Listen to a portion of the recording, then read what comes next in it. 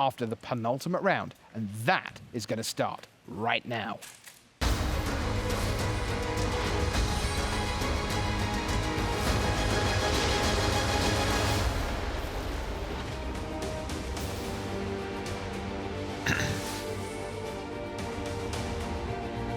Hello there, and welcome back to the booth here at the Magic the Gathering World Championship for 2018. That's Paul Chiano, Marshall Cycler. Thanks so much for coming along for this wild ride. We are down the stretch here on day number 2, just 2 rounds of action left before we cut to our top 4. The top 4's starting to take shape. We've got Javier Dominguez. He's in. All 3 other seats are open and ready. We've got one player in the feature match area right now who is playing for one of those seats almost for certain. That's Grzegorz Kowalski from Poland.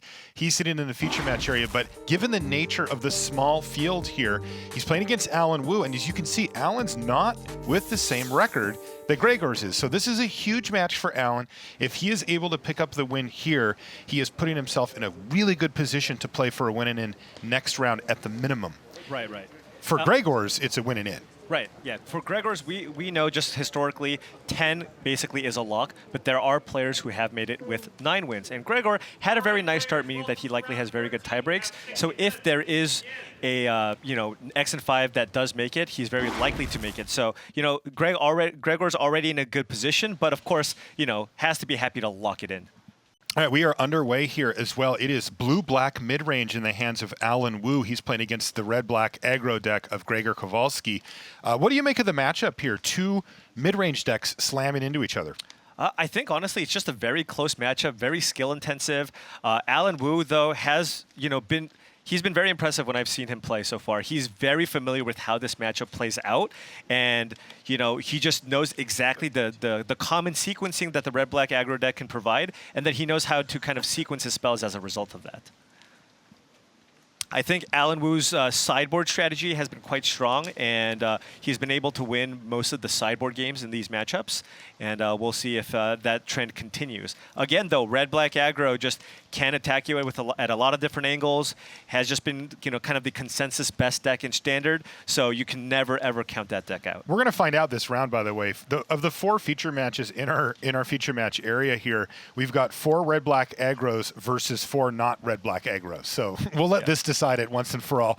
Hey, these are the last few rounds we're going to be playing today anyway. There's a Scrap Heap Scrounger for Kowalski. He had played a Goblin Chain Whirler, but never took care of that. Right. This will give you the definitive results because there will be no other major tournaments for Standard after this. So based on what happens in this exact matchup, that's it. Blue-black, 100% favorite against red-black. Really interesting sequences here, by the way. No land for Alan Wu on his turn. Grzegorz Kowalski also playing around return by leaving 2 mana up plus a creature and a Scrap Heap Scrounger in yard. In case Alan had any mind to go land, return your Scrap Heap Scrounger, Grzegorz was having none of it, but that didn't happen anyway because Alan missed his land drop. He chose not to activate Argwell's Bloodfast on the main phase to try to get a land, so he's got something that costs more than 1. Right, and now this is just the red-black deck, very, very punishing deck. The blue-black deck is, just falling behind here, but he does have 2 copies of Fatal Push. Does he want to elect to use the other Fatal Push to get that Scrap Heap Scrounger to preserve his life total? But given that he's missed land draws, my guess is he's going to be using that Argwell's Bloodfast to draw an additional card. That is a steep price to pay, no doubt about it. He takes 6 damage, and then he's going to add on another 2 after that.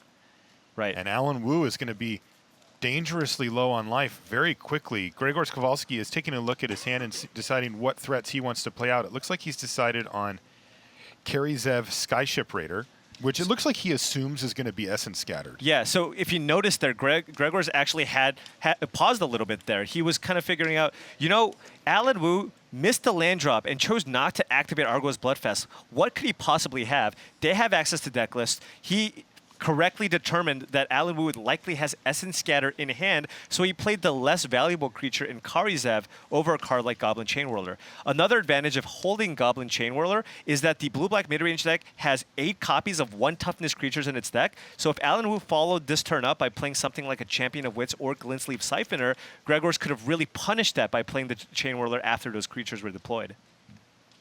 In the meantime, Alan has, between the activation of Argoel's Bloodfast in his draw step hit that critical fourth land drop. He's now just passed the turn back to Kowalski. But boy, he has his hands full here. He's got a lot to work through. It looks like a Fatal Push will kill Kirizev pre-combat so that there will be no monkey sightings here on this particular battlefield. But still, that is 6 power looming on the side of Grzegorz Kowalski, and Alan Wu's got to be worried here. And that's the thing. Look at this. Look at Alan Wu's graveyard. I mean, he drew the important cards to kind of stem the early bleeding, right? He drew 3 copies of Fatal Push, but you know, Scrap Heap Scrounger doesn't care about spot removal. It just keeps coming back over and over again, and that's kind of the reason why you've seen these blue-black mid-range deck play cards like Infernal Reckoning in sideboard just to deal with, you know, this incredibly difficult to deal with creature.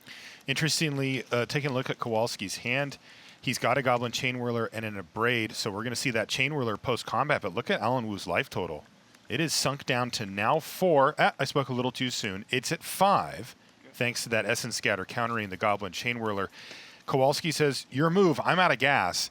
But boy, Alan Wu has a lot to deal with if he's going to get out of this mess. So he will be able to flip the Argoel's Bloodfast because he's now at 5 life. He really needs a Scarab God here to be able to actually block one of these Scrap Heap Scroungers, or a Vraska's Contempt. That would also be very good. Now, if you take a look at Alan Wu's hand, he is holding Liliana Death's Majesty, and he could use that to play a token, but that leaves him way too vulnerable to a removal spell that Gregor's could have in hand. So it looks like he's opting with the safer line of keeping up Vraska's Contempt and using it on the Scrap Heap Scrounger. Yeah, it makes sense. He's just going to pass the turn back with all of his mana available. He did not hit a land drop this turn. He did get an extra land thanks to Temple of Aklazats, but that's still not the same. Both are going to come in, and here we go. Vraska's Contempt to kill one of those. And I think Gregor's might be very tempted here to fire off that Abrade on his own creature. Now, what that will do is not only put Scrap Heap Scrounger into his graveyard, that will actually fizzle Vraska's Contempt and prevent Alan Wu from gaining the 2 precious life points that the Vraska's Contempt would provide. Yeah, that would leave Alan Wu down to a woeful 2 life with a Scrap Heap Scrounger ready to come back. I like your line here, Paul, and it looks like Gregor's agrees. Yeah, this is a very heads-up play from Kowalski, as now he gets to retain an additional lethal threat. Right. Versus the opposite, where he wouldn't have had either of them. Yeah, so wow. Alan in a very, very difficult spot here. Needs probably to just draw another Vraska's Contempt, and I don't think that's going to get it done. Yeah, he doesn't have a Gear Hulk in his hand either, does he? Yeah. Because he just hit his land, but... He's got a Never to Return, but that doesn't work when Gregor's has a Scrap Heap Scrounger in his graveyard with active mana to remove creatures at will. And Alan now just thinking about the possible outs. He does have a Supreme Will in hand. He's like, what can I Supreme Will into? But I don't think he has enough to deal with 2 Scrap Heap Scroungers attacking next turn. So he's going to go for Liliana Death's Majesty instead.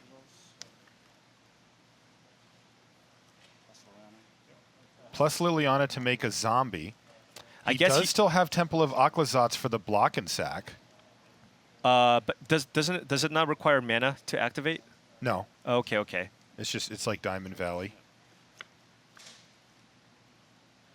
Oh, well, it looks like cancel that order. Hazoret. That's Hazoret the Fervent and a Bomat Courier for the big fireworks, and Alan Wu can simply nod his head and say, okay, I've seen it all. I'm going to scoop this one up, and that is game 1 going to Grzegorz Kowalski in impressive fashion as well. He really never let Alan Wu get any breathing room for that game. Yeah. Just continued to put on the pressure, and Alan really just couldn't find the heavy hitters in his deck. Cards like Scarab God or even the Torrential Gear Hulk in that spot would have been huge. It would have allowed him to come back, but you know, we've seen Alan Wu just tap out, play the Scarab God and just take over, but you know, needed to find them. He needed to find it, and he couldn't do it. So Grzegorz Kowalski moves 1 step closer to a top 4 berth here at the Magic the Gathering World Championships in Las Vegas. When we come back right after these messages, we'll see if he's going to get there. Don't go anywhere.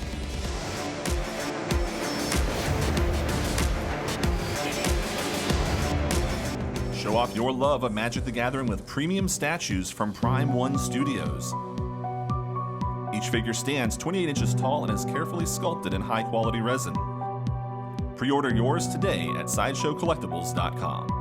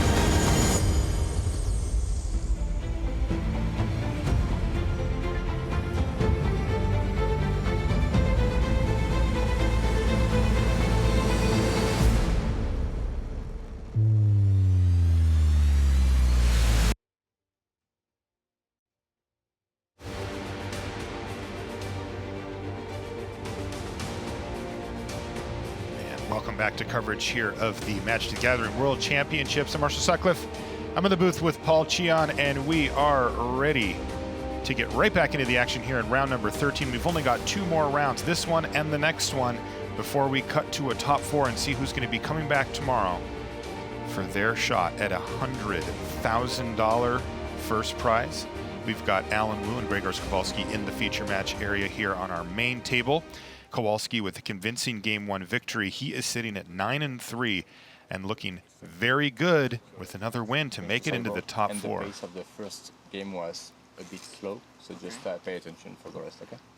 A little reminder from our judge Guillaume there. I also should give you an update. I mentioned at the beginning that we've kind of got this red-black aggro versus the world in our main matches here. We've got red-black aggro on one side of our bracket versus blue-black here, as you saw, blue-white gift, turbo fog, and blue tempest gin. And besides this match, dare I say it, the good guys won Game 1 across the board. So that was blue-white gift, blue tempest gin, and turbo fog winning Game 1s across the board for Shahar Shenhar, Ken Yukihiro, and Matt Nass, respectively. Now, if you're a big red-black fan, then you won't agree with me with that comment. But everybody else is like, sweet, Yeah. turbo fog's winning.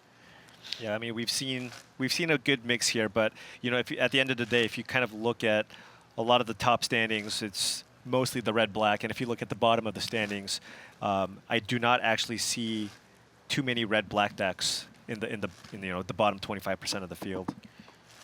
Should also mention that the matchups are kind of funny on these other tables. So the blue-white gift in the hands of Shahar, he's sitting at a cool 7-5. Sure. Just on the very brink of elimination from the tournament. And when he sits down, he sits across from Javier Dominguez, who's on 10-2 and is already locked to be in the top 4. So a lot more to lose there for Shahar than for Javier. The next one is blue Tempest Gin, which of course is in the hands of Ken Yukihiro, everybody's hero from Japan. And he's on 7-5 as well. He's playing against Ben Stark. So again, Ben really with more to lose than Ken, though. Ken's still holding on. An X&5 record is not eliminated, so still a lot to do.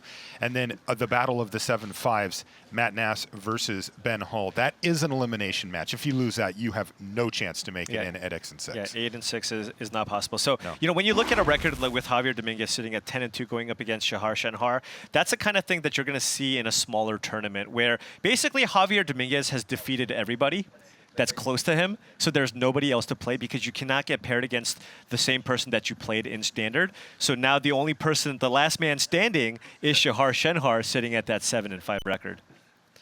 Sorry, Shahar. We'll send you into the meat grinder next because Javier Dominguez has taken no prisoners this weekend, sitting at 10-2 and looking to make back-to-back top 4s at Worlds. Really impressive stuff from the Spaniard. Back to action here, though, on our main match.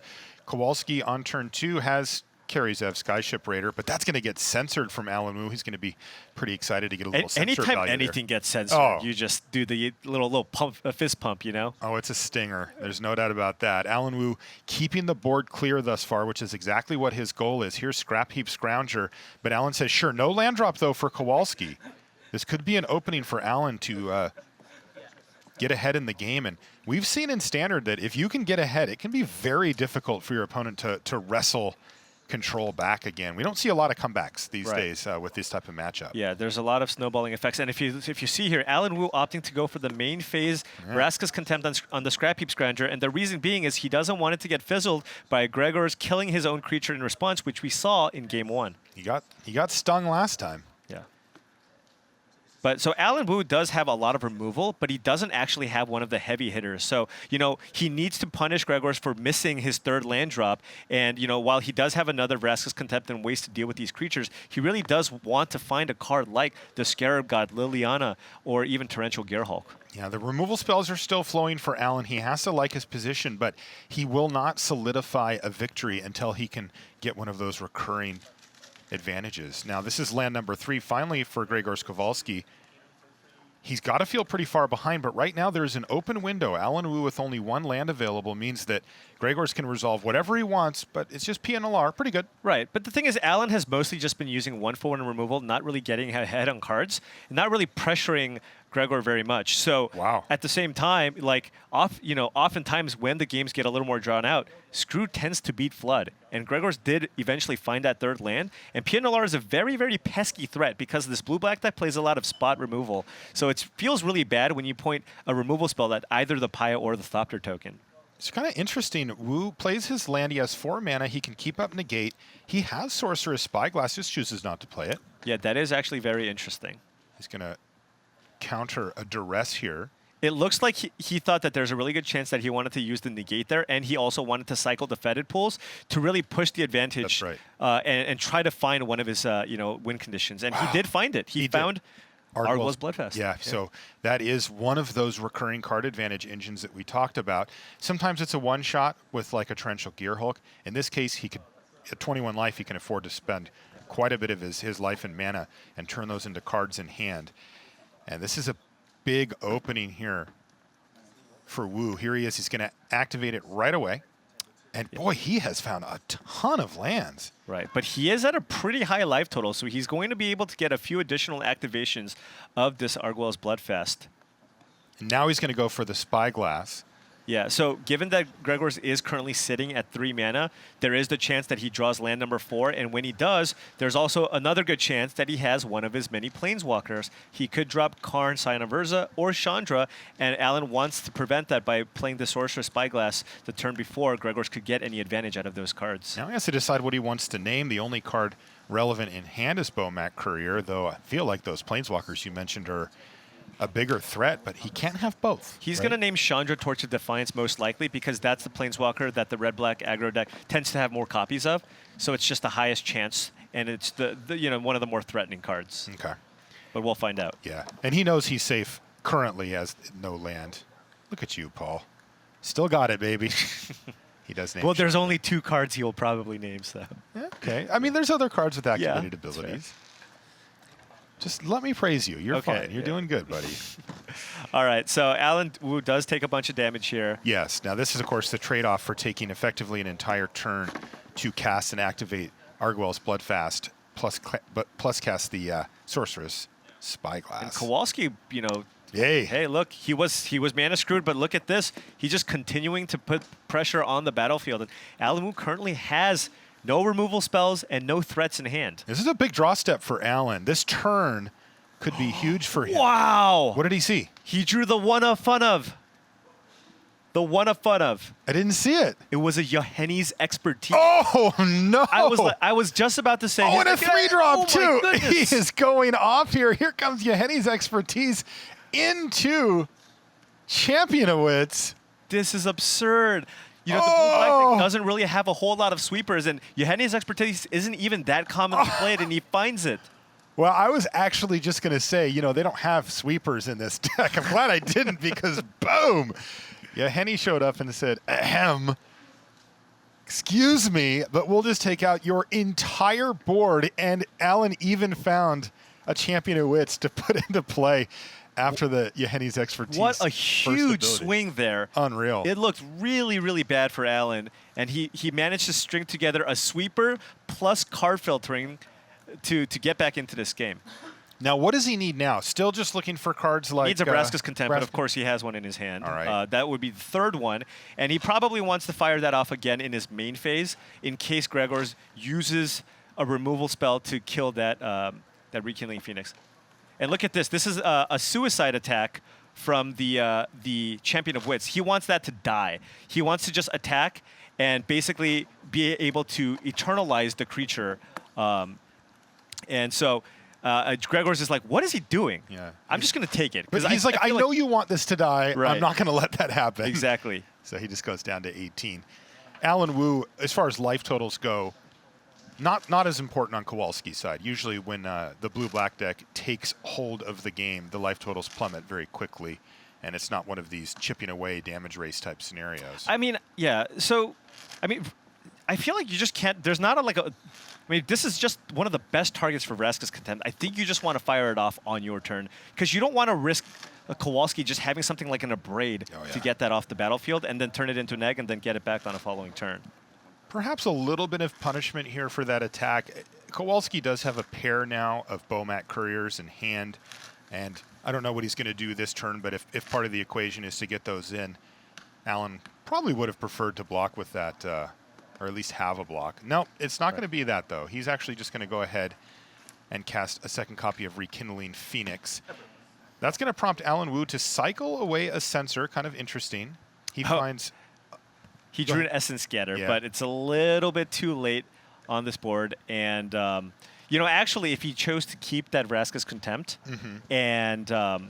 and actually take the attack from the Rekindling Phoenix, it would have, in hindsight, worked out better for him because he would have been able to utilize the sensor on the Rekindling Phoenix and then use Vraska's Contempt to deal with the other one. It's true. I mean, the sensor looks pretty good when your opponent's stuck on land. Wow, what a draw! What did he find? Oh, Torrential Gearhulk now for Alan Wu. Says, how about a third Vraska's Contempt?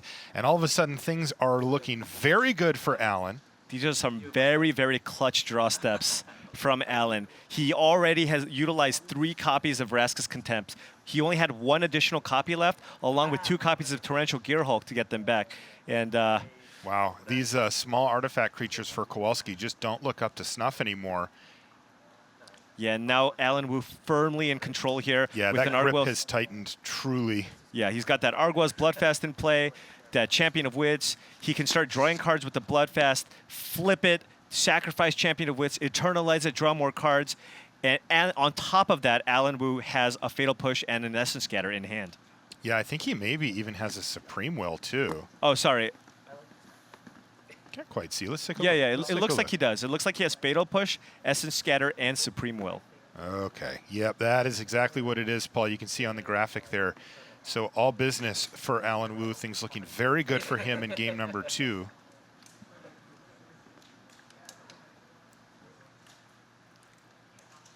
Yeah, and at this point, Alan's just going to be very, very far ahead in cards. And, you know, the red-black aggro deck actually kind of has evolved more into a bit of a mid-range deck, so you won't see direct damage burn spells. So Alan can safely kind of go down to 6 and 4 and not expect something surprising like a double lightning strike out of Kowalski. Alan Wu at 8 life is going to fall down to 6. Draw card. Finds another Arguel's Bloodfast. Not really what he wants to see. Going to go to 4 here so that he can flip it. Yeah.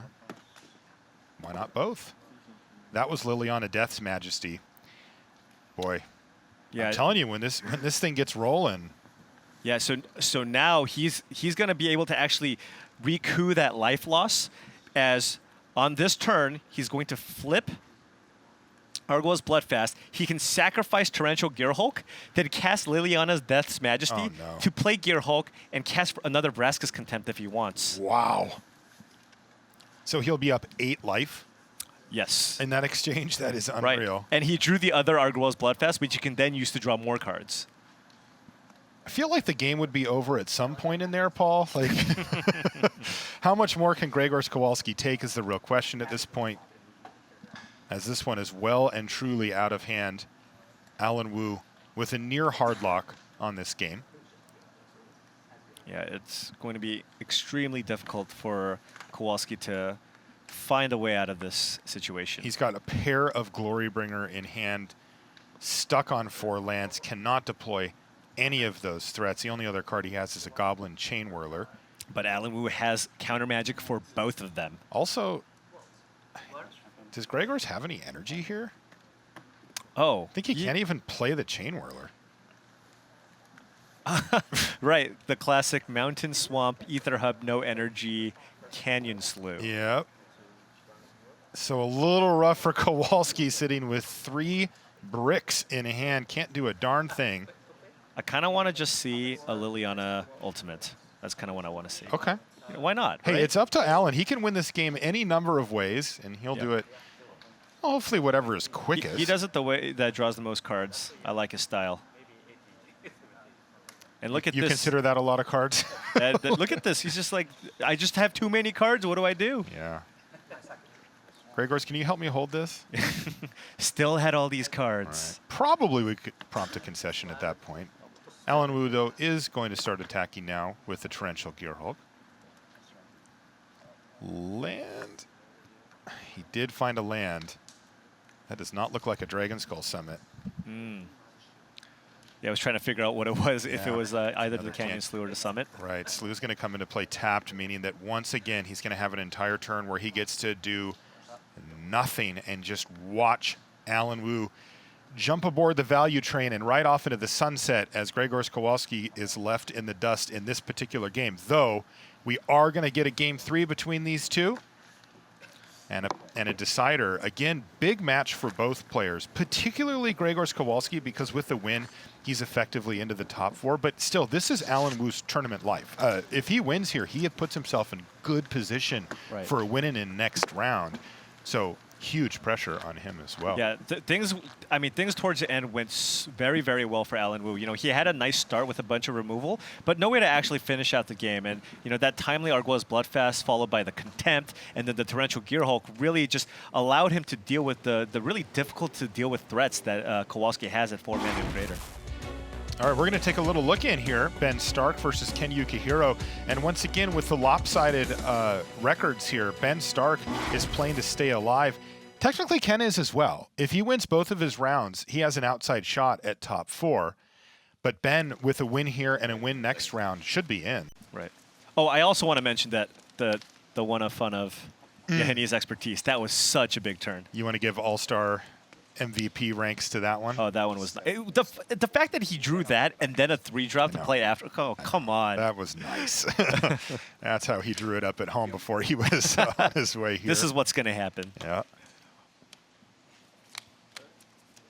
Now, don't blink or you'll miss it here. This is a very fast matchup. Red aggro from Ben Stark. He's not fussing around with any other colors here. On the other side, Ken Yukihiro is on mono blue, and this deck does play out similarly to an aggro, or we'd call it a tempo deck, something along those lines, where it can close the door on the game quite quickly.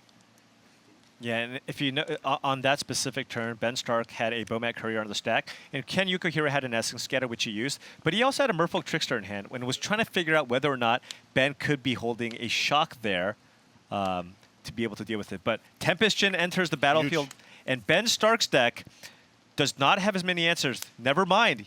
He Must have had those in the sideboard because we looked at an earlier match and all he had were Shocks, Lightning Strikes, and Wizard's Bolts. Wizard's Lightning, yeah. Wizard's Lightning. In this case, though, he had brought in Cut out of his sideboard, and that is so critical to get that 4th damage on a Tempestion.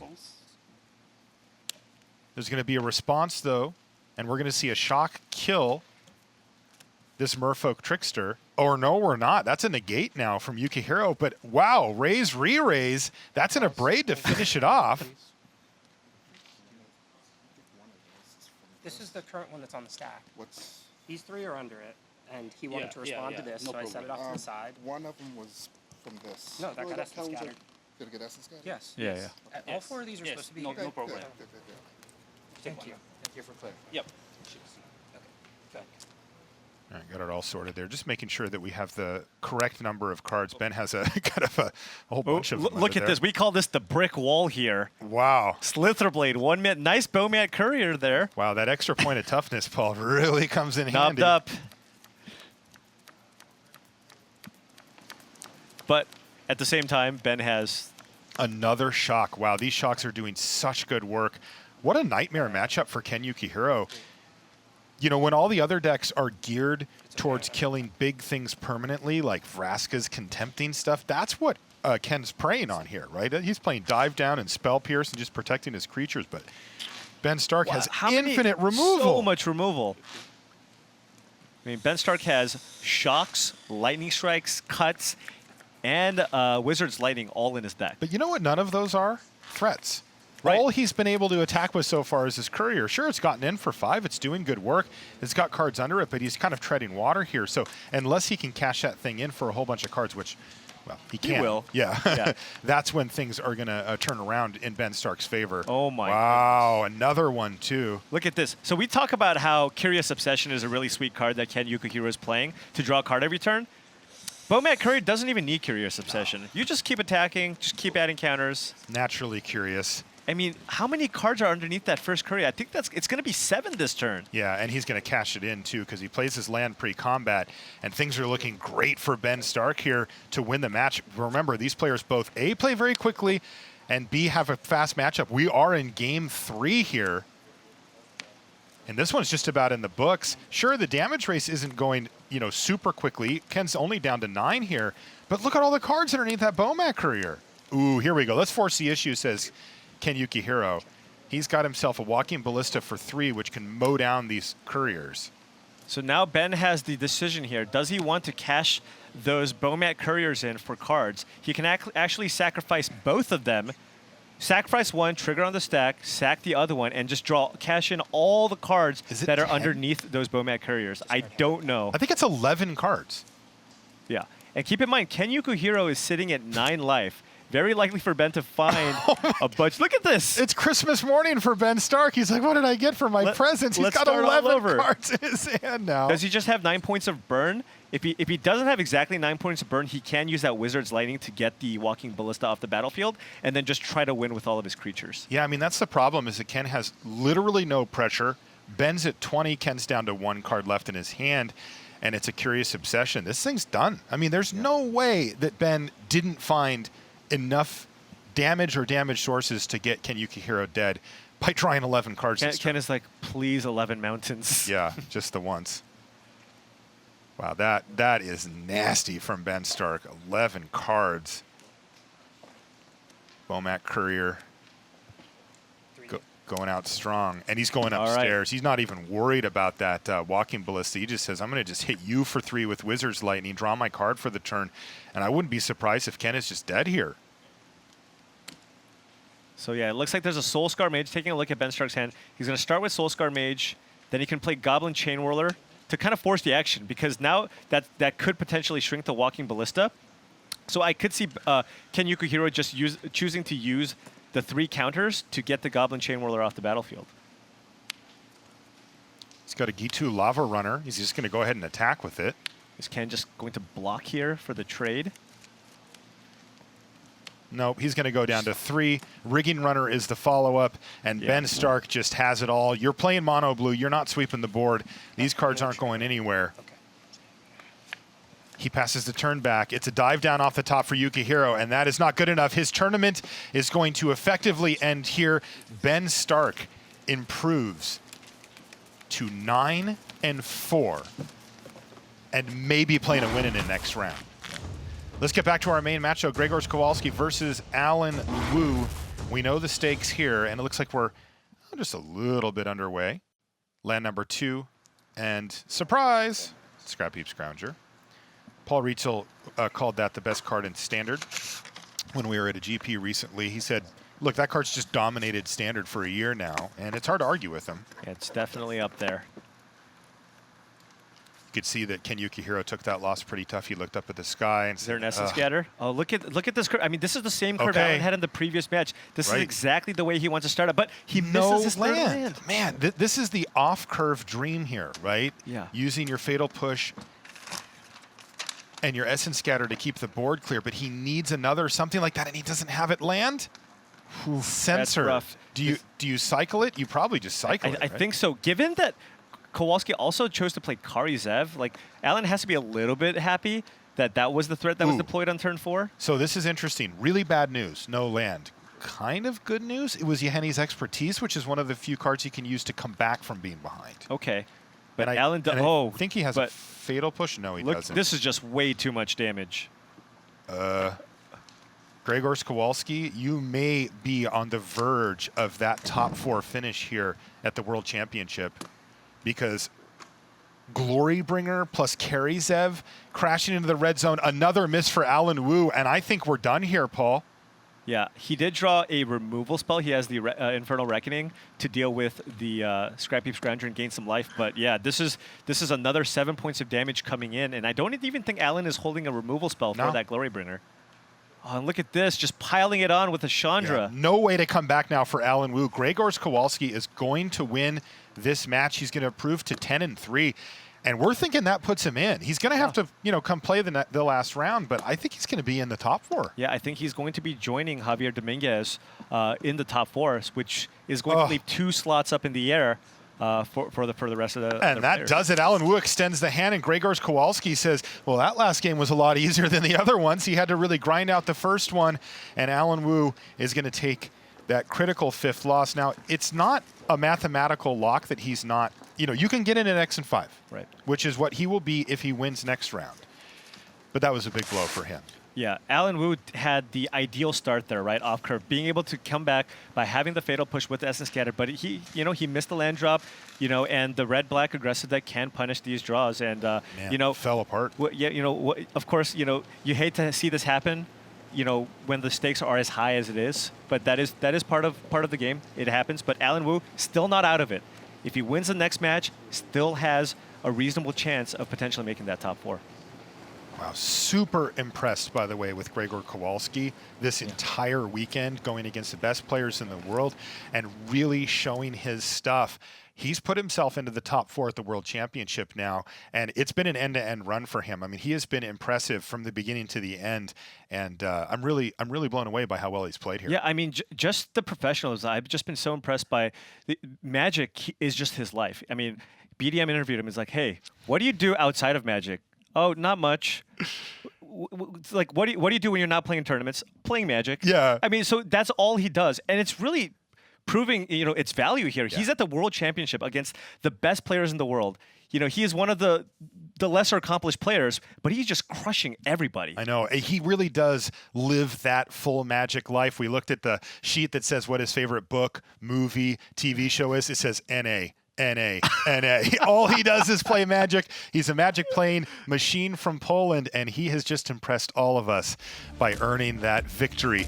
We are going to be taking a short commercial break, as that's going to do it for round 13 here from Las Vegas. We have one more round to go, and then we're going to have our top 4 announcement. Don't go anywhere. You're not going to miss it. You're not going to want to miss any of it. We'll be back right after these messages.